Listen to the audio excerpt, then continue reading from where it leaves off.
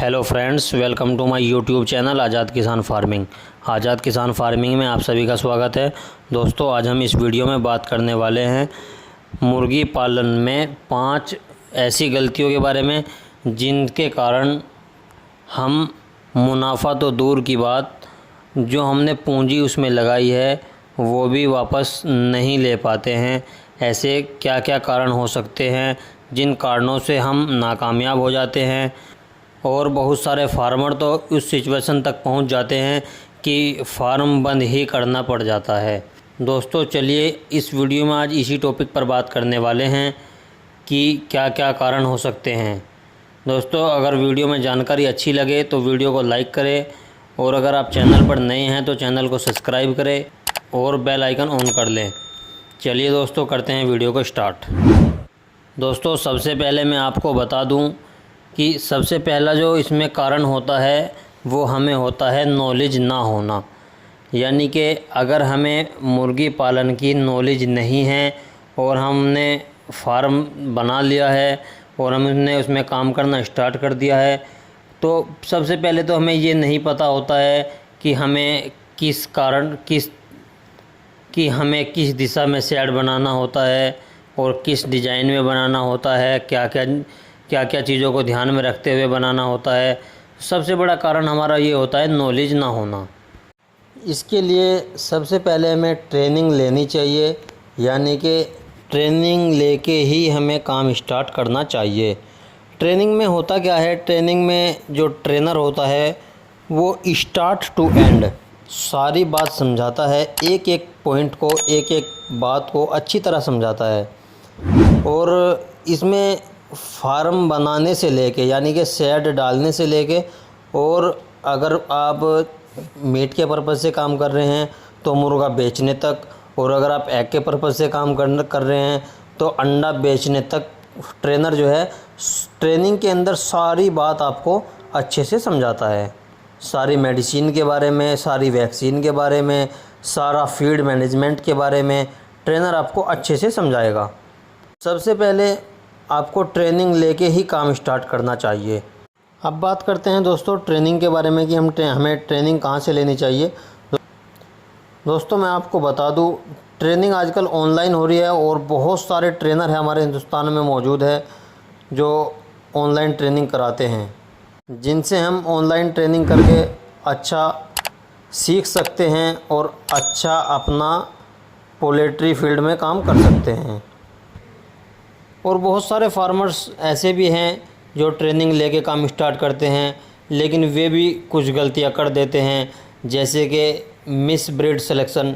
Miss breed selection का मतलब होता है कि हम अपने एरिया को नहीं देखते हैं कि हम किस एरिया में हैं और किस एरिया में, हमारे एरिया में किस चीज़ की डिमांड ज़्यादा है, हमें कौन सी ब्रीड पालनी चाहिए, किस पर्पज़ के लिए ब्रीड पालनी चाहिए। जैसे कि मान लिया अगर हम गांव से बिलोंग करते हैं तो गांव में कड़कनाथ की मार्केट नहीं होती है और हमने कड़कनाथ का माल डाल लिया और उसको तैयार कर लिया है। अब दिक्कत आएगी उसको सेल करने में कि हम उसको कहाँ सेल करेंगे। अगर गांव में सेल करेंगे तो अच्छा रेट नहीं मिलेगा, अच्छा रेट नहीं मिलेगा तो नुकसान की तरफ जाएंगे। और अगर हम कड़कनाथ को किसी भी शहर के, किसी भी सिटी के एरिया में पालते हैं तो सिटी में, शहर में इसका अच्छा रेट मिल जाता है और वहाँ से हमें अच्छा प्रॉफिट भी देखने को मिल जाता है। तो इसके लिए दोस्तों मैं आपको बता दूं कि हमें अपने एरिया की डिमांड के अकॉर्डिंग काम करना ज़रूरी होता है कि हम किस एरिया में हैं और हमारे एरिया में किस चीज़ की डिमांड कितनी ज़्यादा है। अगर हम अपने एरिया की डिमांड के अकॉर्डिंग काम करेंगे तो हमें बेनिफिट हो जाएगा।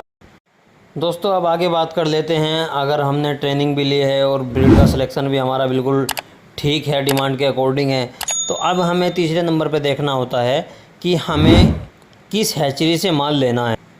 अच्छी रेपुटेटेड हैचरी से ही हमें माल लेना चाहिए।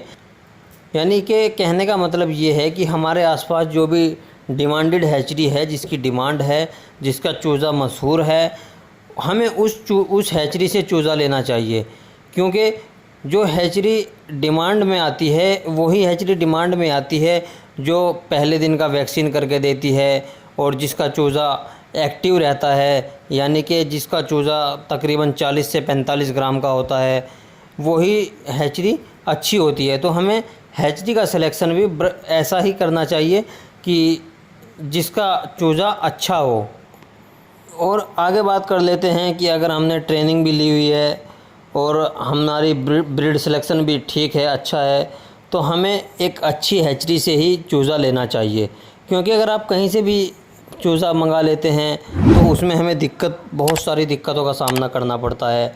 जैसे अगर हमने एक अच्छी हैचरी का बच्चा लिया है और एक लोकल हैचरी का बच्चा लिया है, दोनों ने फीड बराबर खाया है, दोनों ने बराबर टाइम लिया है और दोनों ने वेट गेन अलग अलग किया है। जो अच्छी हैचरी का जो चूज़ा होगा वो वेट गेन ज़्यादा करेगा, दाना बराबर खाएगा, और जो लोकल हैचरी का चूज़ा होगा दाना वो भी उतना ही खाएगा लेकिन वेट गेन कम करेगा। इसीलिए हमें एक अच्छी हैचरी से ही चूज़ा लेना चाहिए। उसके बाद जब हमारा चूज़ा आ जाता है, उसके बाद हमें ध्यान रखना होता है कि हमें वैक्सीनेशन कब करना होता है, कौन सा करना होता है, कितना करना होता है, और हमारा फीड मैनेजमेंट क्या रहेगा, और हमारे फार्म में लाइट मैनेजमेंट क्या रहेगा। हमें इन सारी चीज़ों को ध्यान में रखना ज़रूरी होता है। अगर आपने कहीं से ट्रेनिंग ली होगी तो आपको सारी चीज़ की नॉलेज ऑलरेडी होगी कि हमें कौन सा वैक्सीन करना है, कब करना है, कैसे करना है, फीड मैनेजमेंट हमें कौन सा देना है, लाइटिंग मैनेजमेंट हमें कैसा बनाना है, हमें ब्रूडिंग कैसे करनी है। अगर ट्रेनिंग ली होगी तो आपको सारी चीज़ों की नॉलेज आपको अच्छे से होगी। और अगर ट्रेनिंग नहीं ली होगी तो आप अपनी मर्ज़ी से जैसा चाहो कर सकते हो। और अगर ऐसा करेंगे, अपनी मर्ज़ी से करेंगे, तो देखो मोर्टेलिटी भी बढ़ सकती है, बीमारियां भी लग सकती है, बहुत सारी चीज़ों का सामना करना पड़ सकता है। क्योंकि पोल्ट्री फील्ड में एक ब्रूडिंग का ऐसा सिस्टम होता है कि हमारे सर बोलते हैं कि अगर आप ब्रूडिंग में सोओगे तो फार्मिंग में रोओगे, अगर आप ब्रूडिंग में जागोगे तो फार्मिंग में सोओगे। ये सच बात है कि हमें ब्रूडिंग बहुत एक्टिव रह के करनी चाहिए। और इसके आगे हमें फीड मैनेजमेंट पे ध्यान रखना होता है कि हमें फीड मैनेजमेंट कैसा बनाना है। मतलब कि हमें ब्रांडेड फीड ही ख़रीदना चाहिए, अच्छी क्वालिटी का फीड ख़रीदना चाहिए। अगर हम लोकल क्वालिटी का फीड ख़रीद लेते हैं तो उसमें हमें बहुत सारी दिक्कतों का सामना करना पड़ता है।